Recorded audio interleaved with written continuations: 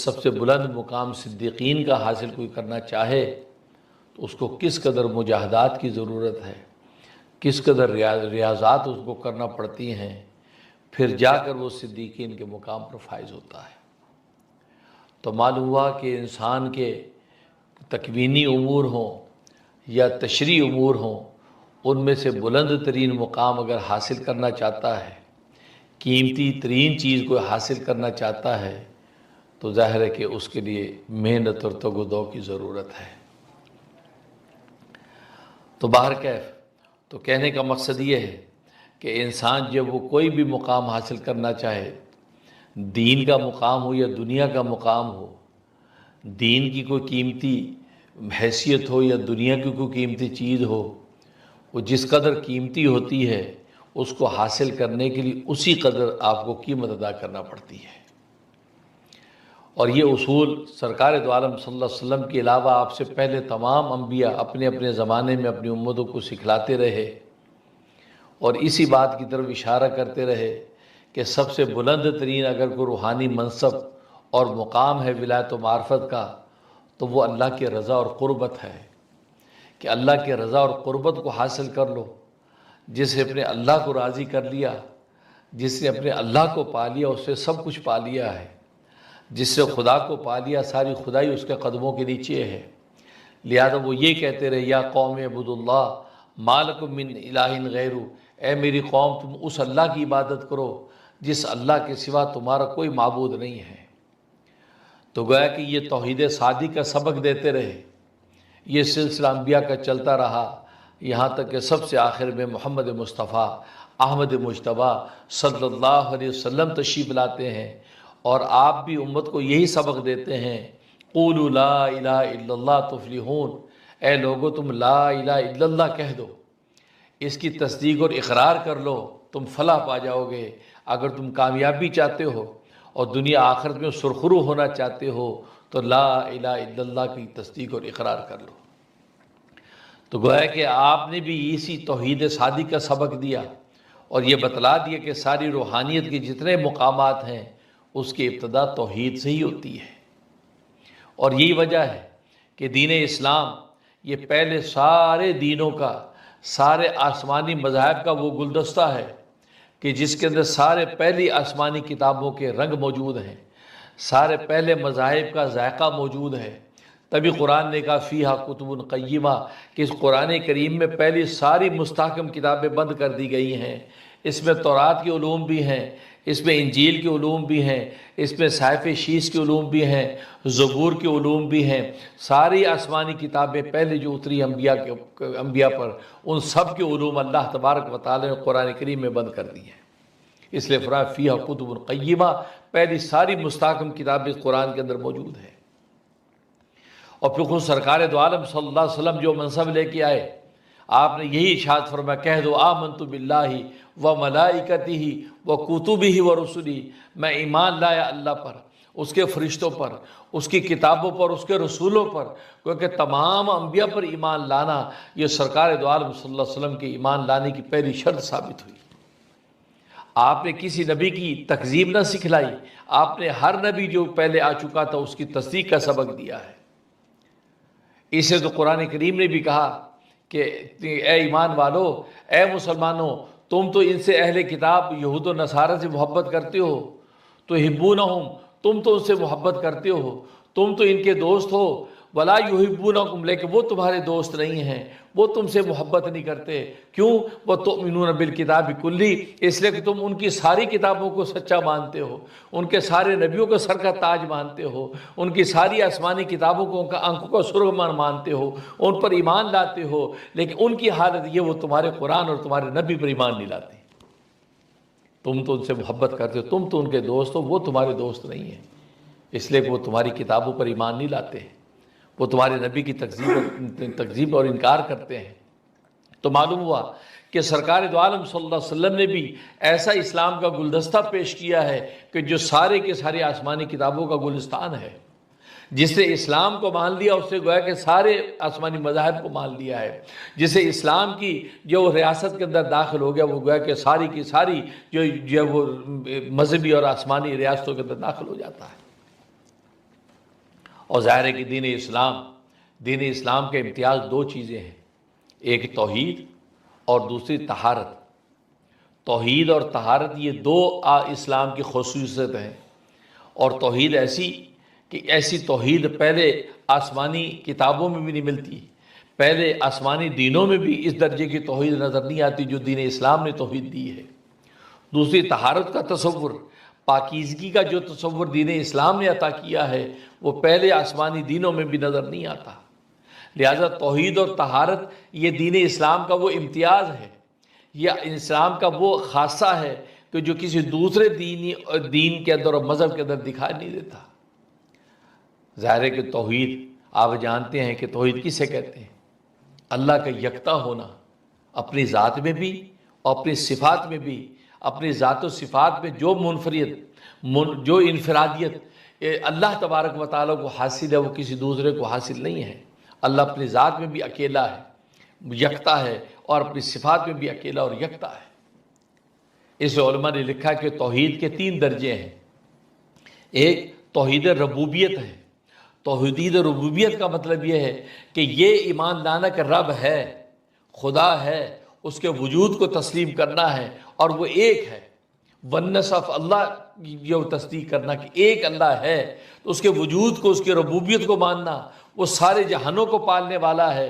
اس لیے تو کہا الحمدللہ رب العالمین، تمام تعریفیں اس اللہ کے لیے ہیں جو سارے جہانوں کی پرورش کرنے والا ہے۔ جہان جتنے بھی ہوں، عالم جنات ہوں، عالم ملائکہ ہوں، عالم انسان ہو، عالم نباتات ہو، عالم جمادات ہو، عالم معدنیات ہو، اور وہ عالم جو ہمیں نظر نہیں آتے، وہ سارے کے سارے عالم، ان سب عالموں کو پالنے والا ایک ہے، وہ اللہ تبارک و تعالیٰ کی ذات۔ تو یہ توحید ربوبیت کہ اللہ تبارک و تعالیٰ کی ذات کو ماننا، اس کی ایگزسٹنس کو تسلیم کرنا کہ ہاں اللہ ہے، اس کا وجود ہے۔ دوسرا توحید الوہیت۔ توحید الوہیت کا مطلب اس کی معبودیت کو ماننا کہ عبادت کے لائق اگر ہے تو اللہ ہی ہے۔ ایک اس کے وجود کو ماننا کہ وہ ہے، ایگزسٹ کرتا ہے، پھر دوسرا اس کی معبودیت کو ماننا کہ اگر عبادت کی کوئی لائق ہے تو اللہ تبارک و تعالیٰ کی ذات ہے۔ اس لیے کہ عبادت کے لیے جو ریکوائرمنٹ چاہیے کہ جو صفات اور کمالات اس شخصیت کے اندر ہونے چاہیے جس کو معبود بنایا جا سکے، وہ سوائے اللہ تبارک و تعالیٰ کے کسی اور کے اندر نہیں ہے۔ یہ توحید الوہیت ہے۔ اور تیسری توحید صفات ہے کہ اللہ تبارک و تعالیٰ کی بعض ایسی خاص صفات ہے جو صرف اللہ ہی کے اندر ہے، اور اللہ کے اندر جو صفات ہے اس درجے کی صفات کسی دوسرے کے اندر موجود نہیں ہے۔ جیسے اللہ کا علم ہے، اللہ جیسا علم کسی اور کے پاس نہیں ہے۔ اللہ کی قدرت ہے، اللہ جیسی قدرت طاقت کسی اور کے پاس نہیں ہے۔ اللہ کا سمع ہے، اللہ کو سننا ہے، اللہ جیسا سننا کسی اور کے پاس نہیں ہے۔ اللہ کا بصر ہے، بصیر ہونا ہے، اللہ کا دیکھنا ایسا ہے کہ ایسا دیکھنا کسی اور کے پاس نہیں ہے۔ گویا کہ جتنی صفات اللہ تبارک و تعالیٰ کے اندر موجود ہیں وہ اللہ ہی کی خصوصیت ہے، کسی اور کے اندر اس درجے کی کوئی صفت نہیں۔ ہاں ان میں سے بعض صفات کا ایک رنگ، ایک پرتو اللہ تبارک و تعالیٰ مخلوقات میں بھی رکھا ہے۔ انسان بھی بظاہر دیکھتا ہے، انسان بھی بظاہر سنتا ہے، انسان بھی بظاہر بولتا ہے، انسان کے اندر بھی ایک بظاہر قدرت کا ایک حصہ رکھا ہے، اس کے اندر بھی ایک علم کا درجہ موجود ہے، لیکن جو اللہ تبارک و تعالیٰ کے پاس خزانہ ہے وہ خزانے کی کوئی نظیر نہیں ہے۔ تو گویا کہ توحید کے 3 درجے ہیں، توحید ربوبیت، توحید الوہیت اور توحید صفات۔ اسی طریقے سے طہارت کے بھی 3 درجے ہیں۔ اصلا اس کے 3 ہی درجے، بظاہر 4 درجے نظر آتے ہیں، لیکن حقیقت میں طہارت کے 3 ہی درجے ہیں۔ بظاہر 4 درجے نظر آتے ہیں، ایک بدن کی طہارت، دوسری اعضاء کی طہارت، تیسری قلب کی طہارت اور چوتھی روح کی طہارت۔ یہ 4 طہارتیں، یہ چاروں کی چاروں طہارتیں جب بندہ حاصل کرتا ہے تو تبھی تو ولایت و معرفت کے مقامات کی طرف وہ آگے بڑھتا ہے۔ اب اس کے اندر جو پہلی طہارت ہے طہارت بدن، یہ طہارت بدن یہ اصل میں حقیقت میں اٹسیلف کوئی درجہ نہیں ہے، یہ مفتاح طہارات ہے۔ ساری کی ساری طہارتوں کا دروازہ یہ طہارت ہے، کیونکہ بدن کو جب تک انسان نجاستوں سے پاک صاف نہیں کرتا تو پھر وہ کسی اگلی طہارت کے قابل ہو ہی نہیں سکتا۔ وہ قلب کی طہارت کیا کرے گا جس کا بدن ہی پاک نہیں؟ وہ روح کی طہارت کیا کرے گا جس کا بدن ہی پاک نہیں؟ وہ جو ہے وہ جو طہارت اعضاء کی طہارت کیا کرے گا جس کا بدن ہی پاک نہیں ہے؟ تو گویا کہ طہارت بدن حقیقت میں یہ چابی ہے، یہ وہ گیٹ وے ہے طہارتوں کا، لیکن اس کو بھی طہارت گنا گیا، ورنہ اٹسل اپنی ذات میں یہ طہارت کا کوئی درجہ نہیں ہے، بلکہ طہارتوں کے اندر داخل ہونے کا گیٹ وے ہے، کیونکہ اس کے بغیر آپ نہ نماز میں داخل ہو سکتے ہیں، نہ اس کے بغیر کسی اور عبادت میں داخل ہو سکتے ہیں، لہٰذا یہ طہارت بڑی اہمیت کی حامل ہے۔ تبھی تو حدیث میں آتا الوضو مفتاح الصلاۃ، کہ وضو نماز کی چابی ہے، وضو نماز کی چابی ہے، کیونکہ نماز اصل میں وہ عبادت اور روحانیت کا ایک منصب اور مقام ہے، لیکن وضو اس کی چابی ہے۔ جب تک یہ چابی نہیں لگے گی تو نماز کا تالا کھلے گا نہیں، جب تک بدن آپ کا نجاستوں سے پاک نہیں ہوگا، چھوٹی اور بڑی نجاستوں سے آپ پاکیزہ نہیں ہو جائیں گے تو نماز کے گیٹ میں داخل کیسے ہوں گے؟ تو پہلی طہارت بدن، تو جو کہ میں نے بتایا کہ یہ خود مستقل کو درجہ نہیں، اصل درجے اگلے ہیں۔ طہارت اعضاء، طہارت اعضاء سے مراد انسان جو گناہوں سے اپنے آپ کو پاک کر لے۔ طہارت اعضاء سے مراد گناہوں سے پاک، نہ ہاتھ کا گناہ ہو، نہ آنکھ کا گناہ ہو، نہ کان کا گناہ ہو، نہ ناک کا گناہ ہو، نہ ہاتھ پیر کا گناہ ہو، تو سارے کے سارے جتنے اعضاء ہیں سارے کے سارے اعضاء کو گناہوں سے روک دیا ہے۔ اس کو کہتے ہیں طہارت اعضاء۔ دوسرا طہارت قلب، دل کی طہارت۔ طہارت قلب اپنے آپ کو رذائل سے پاک کر لے، رذیلے جو انسان کے اندر ہے، حسد ہے، بغض ہے، کینہ ہے، عداوت ہے، نفرت ہے، یہ جتنے رذیلے ہیں ان رذائل سے اپنے آپ کو پاک کر لینا، یہ طہارت قلب ہے۔ اور اس کے بعد چوتھی طہارت اور حقیقت میں تیسری طہارت وہ طہارت روح۔ طہارت روح یہ ہے کہ اللہ کے غیر سے اپنے آپ کو پاک کر لے، اس کی روح قلب و جان میں خدا ہے، اللہ کے نام کے کچھ بھی نہیں ہے، وہ اللہ کے غیر سے نگاہ موڑ چکا ہے، یہ طہارت روح ہے۔ تو گویا کہ اس طریقے سے تو اگر غور کیا جائے تو بنیادی تین ہی درجے جو ہے وہ توحید کے بنے اور 3 درجے طہارت کے بنے۔ بیچ میں جو طہارت بدن میں نے بتایا کہ یہ گویا کہ گیٹ وے ہے طہارت کے لیے، ورنہ دونوں کے 3 درجے، توحید کے بھی 3 درجے، توحید ربوبیت، توحید الوہیت اور توحید الوہیت، اور تیسرا توحید صفات۔ اسی طریقے سے جو طہارت اعضاء، طہارت قلب اور طہارت روح، تو یہ 3 ہی درجے ہیں۔ تو پہلا درجہ وہ گویا کہ اس کا گیٹ وے ہے، لیکن حقیقت میں 3، تو دونوں کے 3 درجے ہیں۔ اب جب تینوں درجوں کو جب ایک مومن صادق اس کو حاصل کر لیتا ہے تو پھر اللہ تبارک و تعالی ولایت و معرفت کے راستے پر اس کو چلا دیتے ہیں۔ اور عجیب بات یہ ہے کہ جو عبادتیں اللہ تبارک و تعالی ہم پہ لاگو کر رکھی ہیں، کہیں نماز کا حکم ہے، کہیں روزے کا حکم ہے، کہیں زکوٰۃ کا حکم ہے، کہیں حج کا حکم ہے، کہ ارکان اسلام بظاہر 5 ہیں لیکن عملی طور پر کرنے کے کام 4 ہیں۔ اس لیے کہ ایک رکن تو شہادت ہے، شہادت قلب، وہ تو دل کی تصدیق و زبان کی اقرار کا نام ہے، لیکن عملی اگر عبادتیں غور کریں تو وہ 4 ہی ہیں۔ ایک نماز ہے، دوسرا روزہ ہے، تیسری زکوٰۃ ہے اور چوتھا حج ہے۔ اللہ تبارک و تعالیٰ نے ان چاروں کی چاروں عبادات کو ہماری ان طہارتوں کا ذریعہ بنایا ہے۔ ہم جب نماز پڑھتے ہیں تو طہارت اعضاء حاصل ہوتی ہے، اعضاء کی طہارت حاصل ہوتی ہے۔ انسان کے بدن کے جتنے گناہ وہ سارے کے سارے اللہ تبارک و تعالیٰ صاف کر دیتے ہیں، سارے صاف کر دیتے ہیں۔ تو نماز سے طہارت اعضاء آپ کو حاصل ہو رہی ہے۔ طہارت بدن تو میں نے بتایا وہ تو چابی ہے، وہ تو کرنا ہی کرنا ہے۔ اس کے بعد نماز کے اندر جب آپ انٹر ہوئے تو نماز کو اللہ تبارک و تعالیٰ طہارت اعضاء کا ذریعہ بنایا ہے۔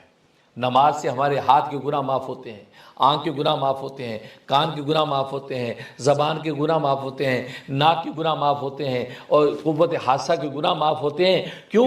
اس لیے کہ انسان اگر غور کرے تو دن رات میں 5 ہی قسم کے گناہ کرتا ہے، 5 کے بعد چھٹی کوئی قسم نہیں ہے کہ جس کے جو وہ کرتا ہو۔ اس لیے کہ وہ یا تو زبان کا گناہ کرے گا، یا وہ کان کا گناہ کرے گا، یا ناک کا گناہ کرے گا، یا ہاتھ پیر کا گناہ کرے گا، ہاتھ پیر کا گناہ کرے گا، یا یہ لمس کا گناہ کرے گا، چھونے کا گناہ۔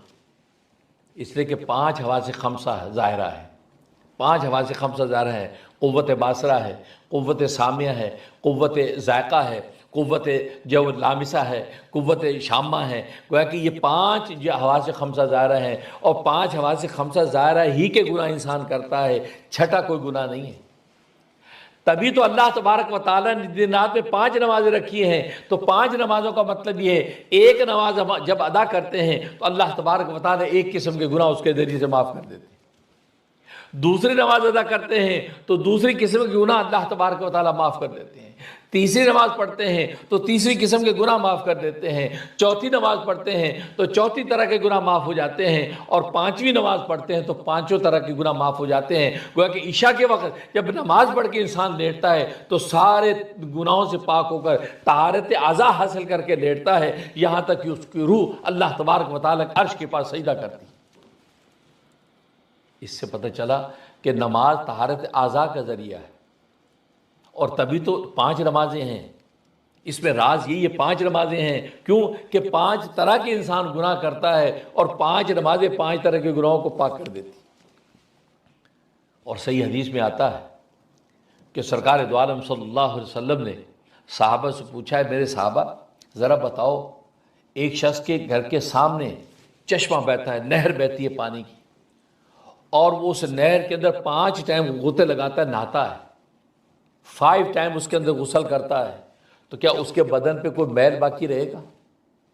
صحابہ اکرام رضوان اللہ علیہم اجمعین نے کیا یا رسول اللہ نہیں، 5 وقت جب وہ غوطے لگائے گا نہائے گا اس کے بدن پہ میل کا سوال ہی نہیں ہے۔ فرمایا بس بالکل اسی طریقے سے جو 5 نمازیں ادا کر لیتا ہے اللہ تبارک و تعالیٰ اس کی روح کو بھی گناہوں سے بالکل پاک کر دیتے۔ تو معلوم ہوا کہ نماز کس میں گناہوں کو معاف کرنے میں مؤثر ہے، تاثیر رکھتی ہے، کیونکہ حدیث بتلا رہی ہے کہ نمازیں پڑھنے سے گناہ معاف ہوتے ہیں۔ معلوم ہوا کہ طہارت اعضاء کا جو مقام ہے اس نماز کے ذریعے سے بندے کو حاصل ہوتا ہے۔ جب نمازیں ادا کرتا ہے تو اللہ تبارک و تعالیٰ اس کے گناہوں کو معاف کرتے چلے جاتے ہیں۔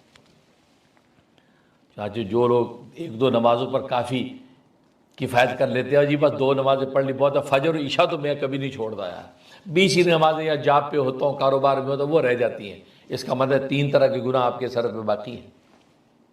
جیسے کہ میں نے بتایا حواس خمسہ ظاہرہ 5 ہی ہیں۔ زبان یہ قوت ذائقہ، زبان کے گناہ، ناک قوت شامہ، سونگھنے کے گناہ، آنکھ قوت باصرہ، دیکھنے کے گناہ، کان قوت سامعہ، سننے کے گناہ، ہاتھ پیر قوت لامسہ، چھونے کے گناہ۔ تو گئی 5 طرح کے گناہوں میں سے آپ نے 2 طرح کے گناہ اللہ کی رحمت سے معاف کروا لیے، باقی 3 طرح کے گناہ گردن پر ہیں۔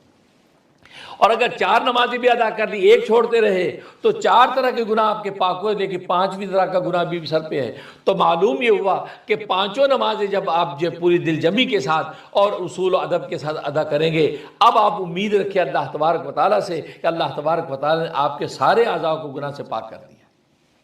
اور روز کے روز 5 نمازیں روز کے روز اللہ تبارک و تعالیٰ اس گناہوں کو معاف کرنے کا موقع دے رہے ہیں۔ تو یہ ہے طہارت اعضاء جو نماز سے حاصل ہوتی ہے۔ دوسری طہارت قلب، انسان کے دل کے گناہ، وہ رذائل جیسے میں نے بتایا حسد ہے، بغض ہے، کینہ ہے، عداوت ہے، اسی طریقے سے تکبر ہے، یہ تمام کے تمام گناہ یہ وہ رذائل ہیں، یہ رذائل ہیں۔ ان رذیلوں کی وجہ سے آگے گناہ انسان کے اس سے صادر ہوتے ہیں۔ تو رذائل قلب کے گناہ ہیں، اور وہ روزے اور زکوٰۃ کے ذریعے سے ختم ہوتے ہیں۔ اس لیے کہ اگر غور کریں تو روزہ اور زکوٰۃ یہ دل کی عبادت ہے، یہ دل کی بات، نیت کا نام روزہ ہے اور نیت کا نام ہی زکوٰۃ ہے۔ آپ اگر نیت کر کے وہ پیسے زکوٰۃ کے اندر دے رہے ہیں تو اب وہ زکوٰۃ ادا ہوگی، لیکن اگر آپ نے زکوٰۃ کی نیت نہیں کی اور ایسے پیسہ بانٹ دیا، لاکھوں ڈالر آپ بانٹ دیں، آپ کی کوئی زکوٰۃ ادا نہیں ہوگی، زکوٰۃ کا فریضہ آپ کی گردن پر ہے۔ تو معلوم ہے کہ نیت، تو زکوٰۃ کا تعلق بھی نیت، اور نیت کسے کہتے ہیں؟ قصد القلب، دل کے ارادے کا نام نیت ہے۔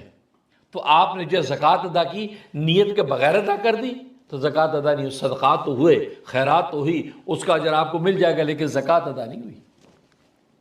یا آپ نے مال تجوری کے اندر الگ زکوٰۃ کی نیت سے الگ کر کے رکھ دیا کہ یہ زکوٰۃ کا پیسہ ہے، یہ زکوٰۃ میں خرچ ہوگا۔ اب نیت جب اس کے متعلق ہوئی، اب اگر آپ نے پیسہ بانٹ دیا تو وہ زکوٰۃ آپ کی پھر بھی ادا ہوگی، کیونکہ نیت شامل تھی۔ لیکن بغیر نیت کے آپ نے اگر یہ سب کچھ کر دیا تو پھر اس کا مطلب آپ کی زکوٰۃ ادا نہیں ہوئی۔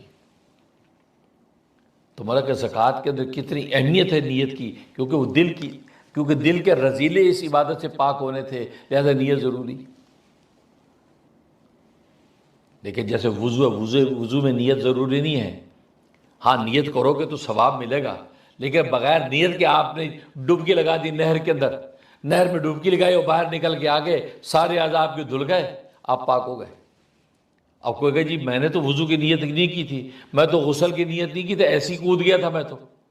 نہیں، بس آپ نے نیت کی نہیں، لیکن سارا جو عمل تھا، پروسیس تھا وضو کو پورا ہو گیا. آپ غسل کا تقاضا تھا، آپ نے ناک میں پانی ملا لیا، کلی بھی کر دی اور غوطہ لگ گیا آپ کا، تو لہذا آپ کا غسل بھی ہو گیا، وضو بھی ہو گیا.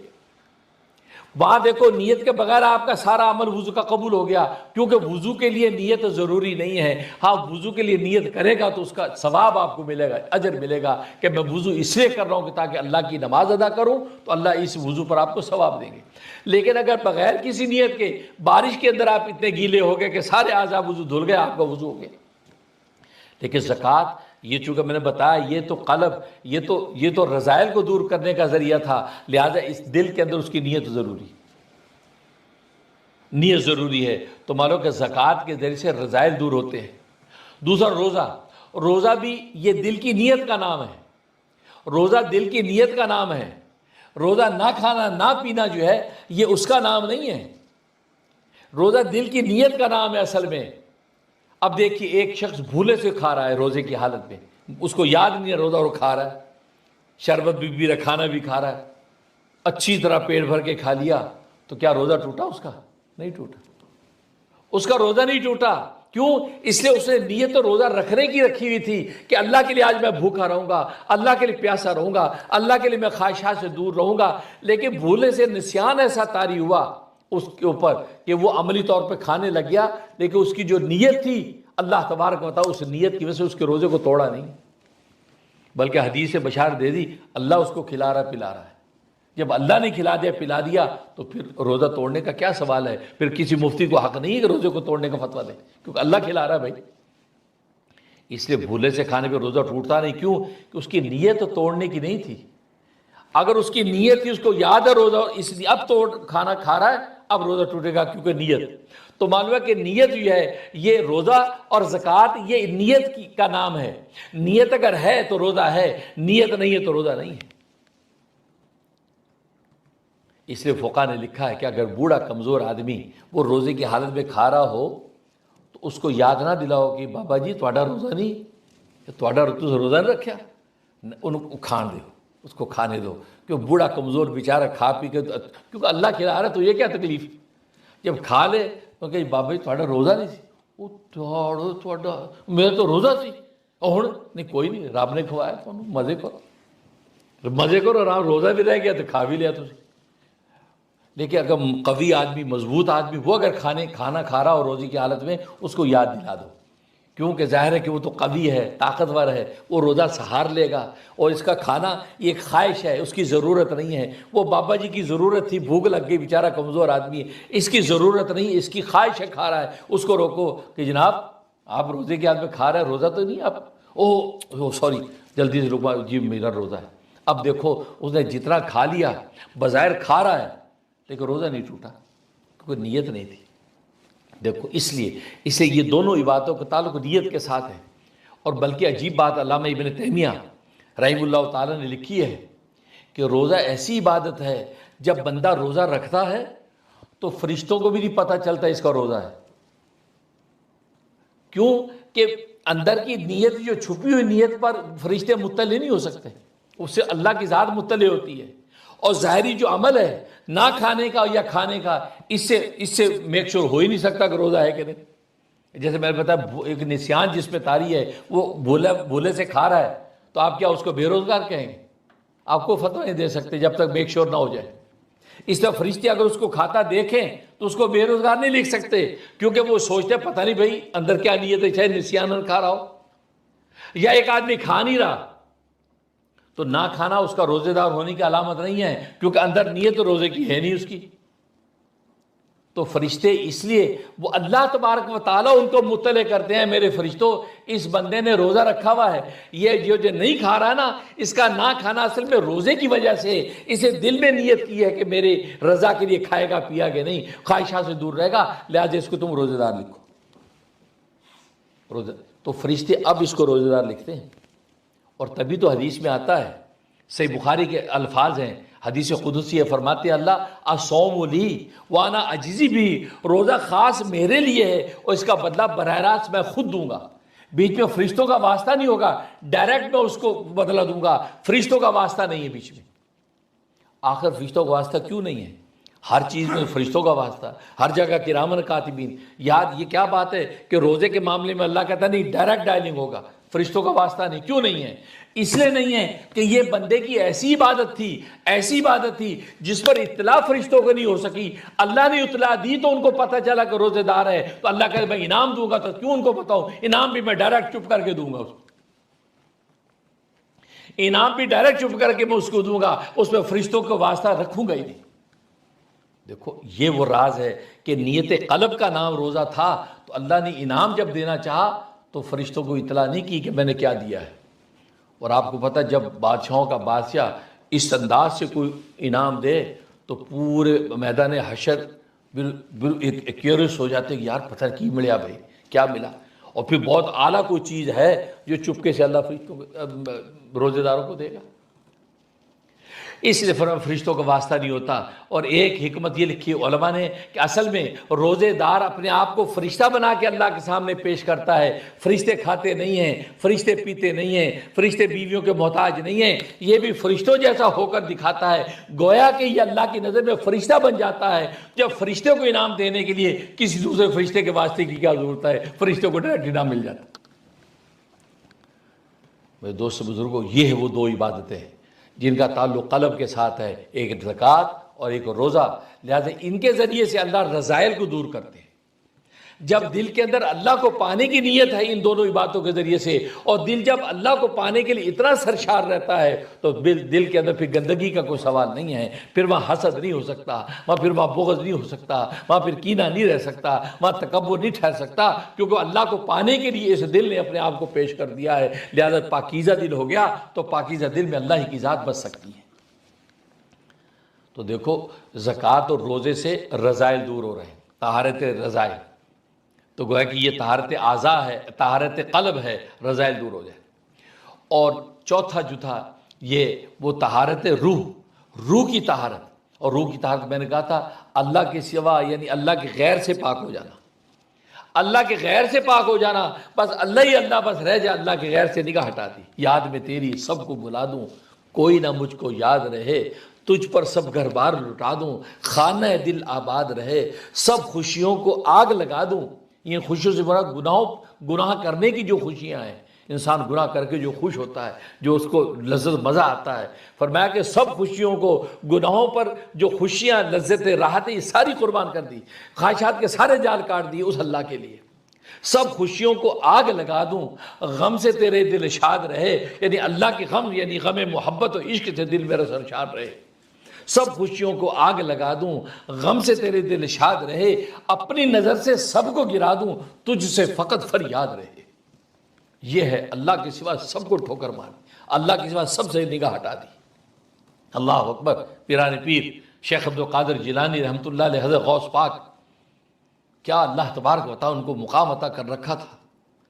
خود فرماتے ہیں قدم علی رقاب الاولیاء، میرا قدم اولیاء اللہ کی گردنوں پر ہے۔ اللہ نے ولایت و معرفت کا وہ مقام، اتنا بڑا غوث اعظم آج تک نہیں آیا۔ حضرت غوث پاک، ان کی خانقاہ میں لنگر چلتا ہے، ہزاروں لوگ آ رہے ہیں، کھا رہے ہیں، ایک دنیا بظاہر کوئی اسباب ہے نہیں، وسائل ہے نہیں، لیکن اتنا وسیع دسترخوان۔ تو وقت کے بادشاہ نے دیکھا، کہا کہ اتنی خانقاہ کے اندر اتنی مہمان نوازی، اتنے اللہ کے درویش آتے اور کھاتے ہیں، لیکن سورس بظاہر کو نظر نہیں آتا، اس خانقاہ میں ہدیہ دینا چاہیے۔ تو وقت کے بادشاہ نے پرچے پہ لکھ کے بھیجا کہ آپ کی خانقاہ کا بڑا خرچہ ہے، ہزاروں دنیا آتی ہے اور کھاتی ہے، صبح شام لنگر چل رہا، لا الہ کے نعرے لگ رہے ہیں، میں چاہتا ہوں نیمروز ایک علاقہ ہے میرا، وہ پورا کا پورا علاقہ میں وقف کرتا ہوں خانقاہ کے لیے، اس کی فصل، اس کی کاشتکاری، اس کے پھل فروٹ، سارا خرچہ اخراجات جو منافع آپ خانقاہ پہ خرچ کریں۔ نیمروز کا لفظی معنی ذہن میں رکھیے، نیمروز کہتے ہیں آدھا دن، دوپہر کا 12-1 بجے کا آدھا دن اس کو کہتا ہے نیمروز، اور نیم شب کہتے ہیں آدھی رات۔ اب ان کا معنی ذہن میں رکھیں گے تو بات سمجھ میں آ جائے گی حضرت شیخ کی۔ اب انہوں نے کہا کہ نیمروز کی بادشاہ جو میں آپ کی جو ہے ریاست آپ کے نام کرتا ہوں، خانقاہ کو وقف کرتا ہوں۔ حضرت نے پرچہ دیکھا، پڑھا، اس پرچے کے پیچھے جواب لکھ کے بھیجا۔ کیا لکھا؟ کہا کہ اے بادشاہ وقت، جب سے عبد القادر کو نیم شب کی بادشاہت ملی ہے، اس کے بعد سے نیم روز کی بادشاہت کو ٹھوکر مار دی۔ نیم شب کی بادشاہت ملی ہے، ذرا آدھی رات اٹھ کے جب میں لا الہ الا اللہ کے نعرے لگاتا ہوں، خدا کو پکارتا ہوں، اس کے سامنے جھولی پھیلاتا ہوں، تو پھر مجھے ایسا لگتا ہے کہ فرش پہ نہیں عرش پہ ہوں۔ جب اللہ پھر میرے لیے خزانے کھولتا ہے، پھر خلق خدا کہاں سے یہ خزانے خدا کے آ جاتے ہیں۔ جب سے نیم شب کی بادشاہت ملی ہے، نیم روز کی بادشاہت کو ٹھوکر مار دی۔ یہ ہے یاد میں تیری سب کو گرا دوں، تو اس سے فقط فریاد رہے۔ گویا کہ سب کو نگاہوں سے گرا دیا، فریاد ہے تو اس خدا سے ہے۔